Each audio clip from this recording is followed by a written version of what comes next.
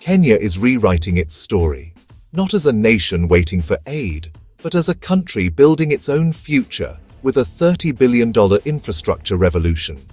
This is a wholesale reimagining of Kenya's economic backbone, from the port of Mombasa to the heartlands of its neighbors.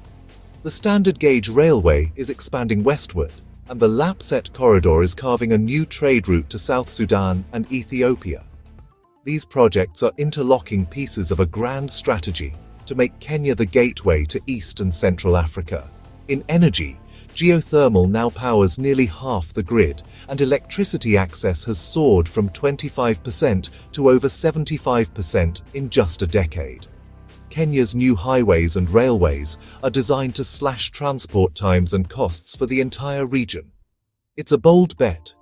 Build the infrastructure, and prosperity will follow. But as cranes fill the skyline, the question remains, at what cost? Financing this transformation is a high-wire act. Kenya's government is moving beyond traditional borrowing, launching sovereign wealth and infrastructure funds to attract private and international capital. Selling stakes in state assets like Safaricom brings in cash, but raises concerns about long-term control. International partnerships are key. China is back with a $1.5 billion highway investment, now using a public-private partnership model, while the World Bank funds critical projects. This hybrid model, mixing public funds, private investment and asset sales, is innovative but risky. PPPs mean Kenyans will pay tolls and fees for decades. The World Bank warns of high debt distress if fiscal targets aren't met. Kenya is walking a financial tightrope, balancing future prosperity against today's budget constraints. Kenya's infrastructure boom is transforming trade and logistics.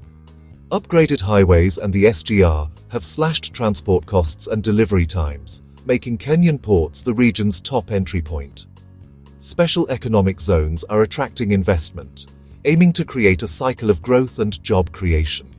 Geothermal energy now powers industry and homes, with electricity access reaching over 75% of the population. Yet, most new jobs are temporary or informal, and formal employment remains low. Economic growth is visible, but millions of young Kenyans still struggle to find stable work. The challenge: turning infrastructure gains into widespread, lasting opportunity.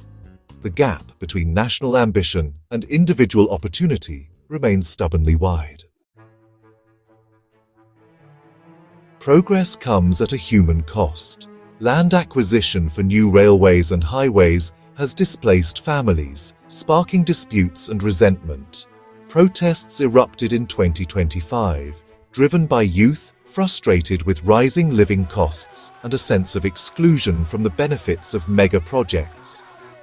The government faces a tough task, selling the long-term vision to citizens facing immediate hardship. Environmental concerns are mounting as projects cut through sensitive ecosystems, with critics arguing that impact assessments are often rushed. The push for growth is straining Kenya's social fabric, creating visible winners, importers, industrialists, the elite, and losers, displaced farmers, small traders, and unemployed youth. Poverty remains stubbornly high, with over 43% living on less than $3 a day. Infrastructure alone isn't lifting all boats. The challenge is to ensure progress is shared, not just seen. Kenya's development story is as much about people as it is about concrete and steel. Kenya's infrastructure push is cementing its role as East Africa's economic powerhouse. Landlocked neighbors now depend on Kenya's ports and corridors, giving Nairobi regional leverage. International investors see Kenya as the launchpad to a market of 300 million people. The government balances relationships with China, Japan, the EU, and the US, avoiding over-reliance on any one partner. But competition is fierce. Tanzania is building its own corridors, and regional disputes over tariffs and access are common. Kenya's challenge is to keep its infrastructure efficient and affordable.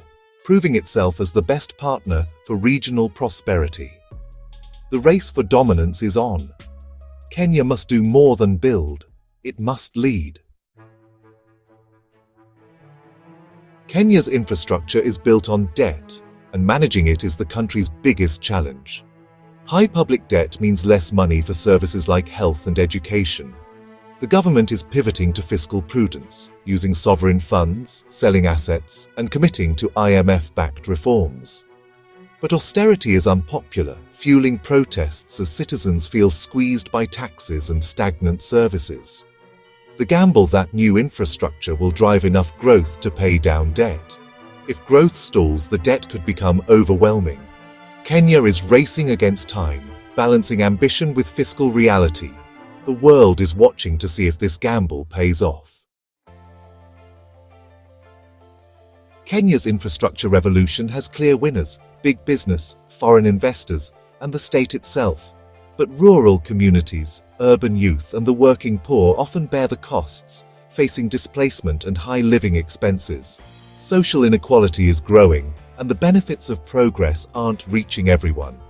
The next step: shift focus from building infrastructure to ensuring it benefits all Kenyans. Invest in last-mile connectivity, formalize the economy, and create fair compensation for those displaced. Tackle corruption and target policies to address youth unemployment and the cost of living. The infrastructure is in place. Now it must be used to build a fairer, more inclusive society. Kenya's challenge for 2030: prosperity for all, not just a privileged few.